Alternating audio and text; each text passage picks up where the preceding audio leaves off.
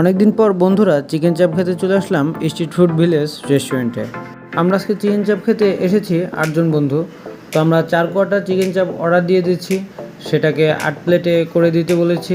আর সাথে আমরা অর্ডার দিয়েছি প্লেন নান। অর্ডার দেওয়ার কিছুক্ষণ পরেই চলে আসে আমাদের চিকেন চাপ।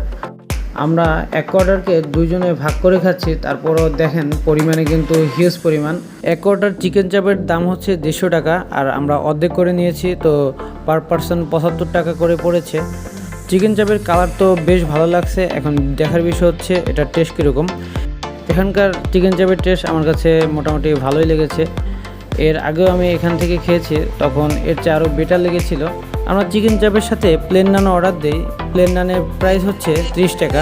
আমাদের মোট খরচ পড়েছে চিকেন চাপ 75 টাকা আর প্লেন নান হচ্ছে 30 টাকা, টোটাল 105 টাকা। 105 টাকা খরচ হিসেবে